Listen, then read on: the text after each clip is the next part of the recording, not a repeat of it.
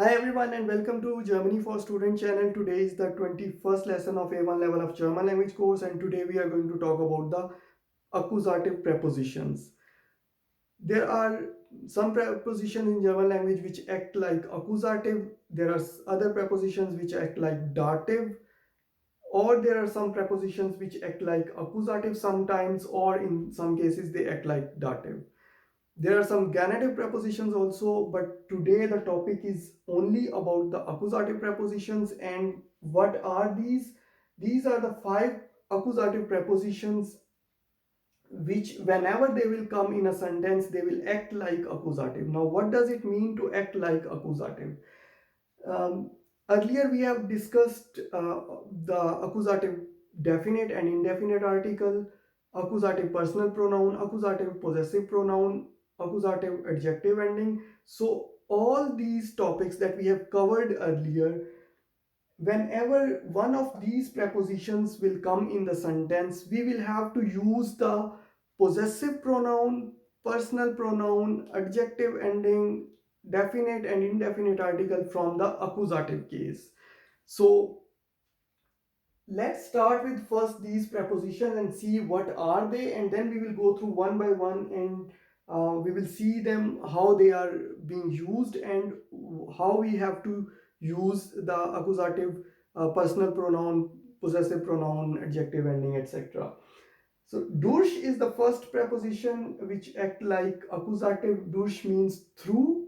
Then we have für is the second preposition which act like accusative. Für means for.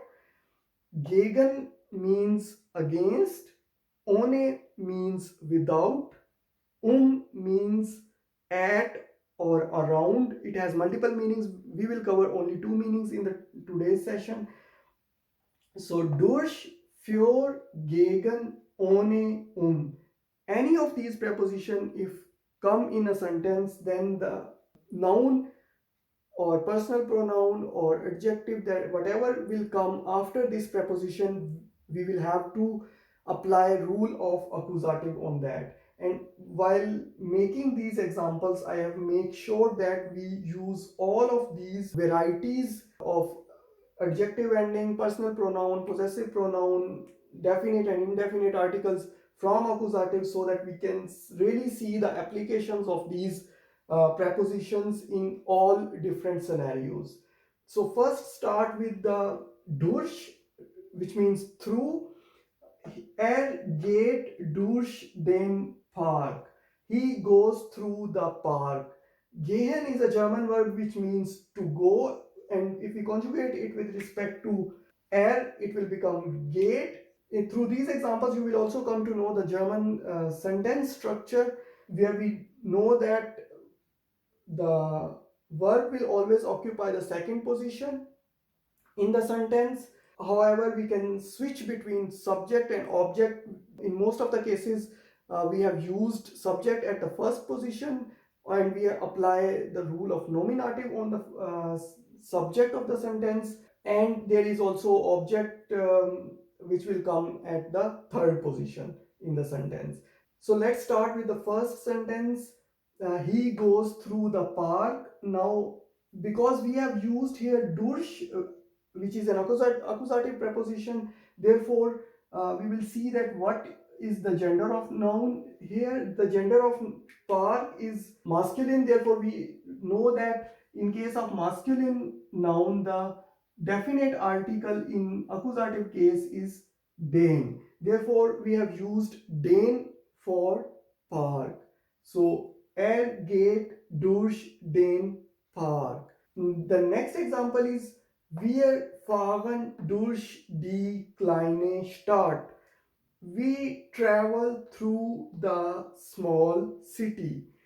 Now again, fahren is a German verb, and if we conjugate it with respect to wir, it will remain fahren. Then comes the accusative preposition, and since it is accusative preposition, we will see that what is the gender of this noun. We know that Stadt is a feminine noun and it has an article die, therefore we are using here klein as an adjective. So in this example we are using adjective, and because we are using an accusative preposition, therefore we will use the adjective ending of accusative. And we know that if a noun is feminine, then we have to add an a at the end of adjective. So adjective itself is klein, but because this is a feminine noun and we are using an accusative preposition, we will add an a at the end of the adjective. Next is fure. Fure means for. Now this is a very tricky example, but we have to do it because we will, through this we will revise our learning what we have learned already. So first go through this example. Für ihren neuen Job kauft sie ein neues Hemd. For her new job, she buys a new shirt. She has got a job and she has bought a new shirt. Now, in this sentence, we are starting the sentence with the preposition, and since the preposition is accusative, therefore we will apply the rules of accusative on the next phrase of the sentence, which is this one. Now we will see that what is the gender. This is a noun because it is written with a capital letter. Job in German language is also job. It's a masculine noun, therefore we will see that what are we using here. Here we are using the possessive pronoun and here we are using the adjective. So if we use the adjective and possessive pronoun for a masculine noun in case of accusative, then we have to use an an at the end of a possessive pronoun, and we have to add an an at the end of the adjective. So, and why we have to use this accusative? Because this preposition that we are using is accusative. The next is kauft, sie, she. How do we come to know that it means she? Because we have multiple z in German language. We will see that what is the conjugation that we are going to use here. And kaufen is a German verb which, when we conjugate according to the subject sie, which means she, then it becomes kauft. Otherwise, it for they, it remains kaufen, or you in case of formal singular and plural. Now, ein neues Hemd. Hemd is a neuter noun, therefore we know that we have to use as at the end of adjective when it is used in the accusative case for a neuter noun. Now this section of sentence is not going to get the rule of accusative because the preposition here is accusative, because uh, this will get the rule, this phrase will get the rule from the accusative case, but this, because we are performing an action on the shirt or hem, therefore we have to apply the rule of accusative on this section of the sentence because it's used as an object, and object of the sentence is the accusative case, and here the subject is this z. Now the next example is das Geschenk ist für ihn. The gift is for him. Das Geschenk, the gift, and für ihn. Now für is again a accusative preposition. Therefore, him in German language is ihn, and it is a accusative personal pronoun. So we saw here that we have used the definite article, we have used the adjective, we have used the possessive pronoun, we have used the possessive pronoun with adjective, and here we are using the personal pronoun, and we are applying the rules of accusative because these prepositions that we are using are accusative preposition. The next example is gegen, which means against. Er ist gegen den Krieg. He is against the war. Now, war in German language is Krieg, and Krieg is a masculine noun, therefore it has article der. But because we have used accusative preposition, therefore we will use the accusative article for a masculine noun, which is den. Next is die Schüler spielen gegen die Lehrer. The pupils play against the teachers. Die Schüler, Schüler means pupil, spielen, German verb which means play, against the Lehrer. Now, Lehrer in German language means teacher, and it's a masculine noun, but its plural is also Lehrer. So, because we are using here an accusative preposition, therefore we will use the definite article for plural, which is die Lehrer. So, here we are using the definite article for plural noun. Then is ohnne, which means without. Ich arbeite ohne meinen neuen Computer.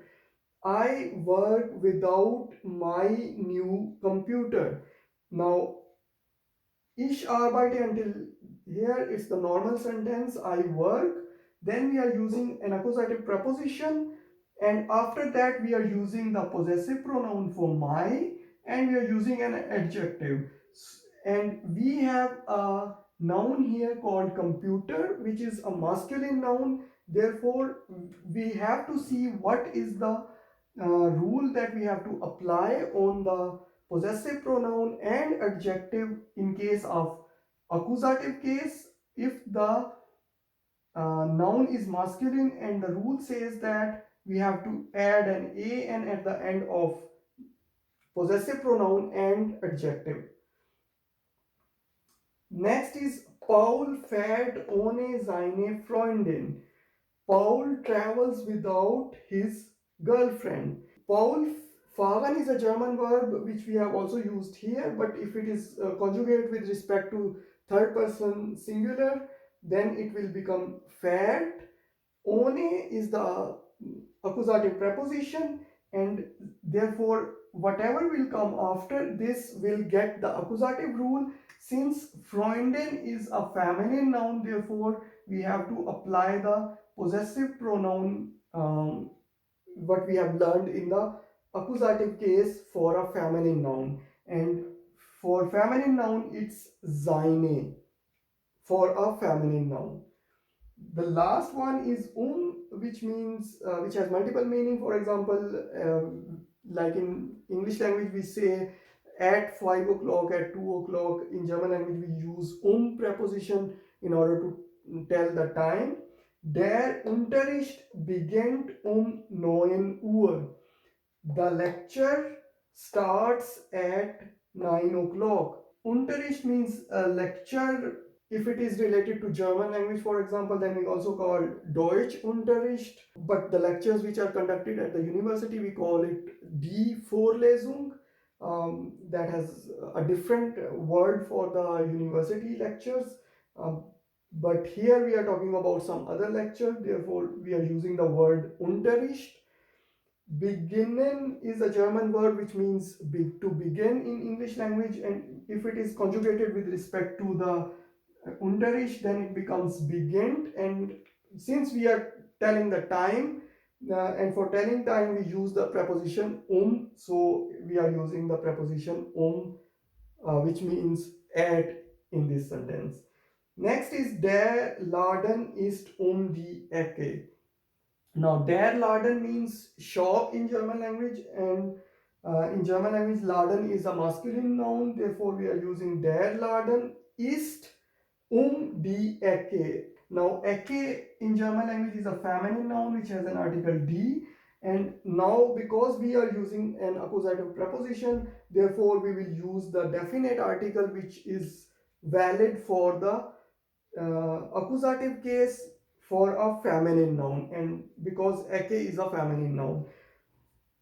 So these are the 5 prepositions: durch, für, gegen, ohnne, all these prepositions, whenever we will use, after that whatever will come, whether it is definite or indefinite article, possessive pronoun, personal pronoun, adjective, we have to apply the rules of accusative on all of these. In next lessons of the course, we will go through some of the topics that are not directly related to grammar, but they are important to understand. We will extend our vocabulary, we will learn some new nouns and verbs, and also we will go through the counting time, how to tell a time, etc. So before starting the dative case in German language, I hope you it's clear to you now. If you have any question, you can put them in the comment, and see you in the next video.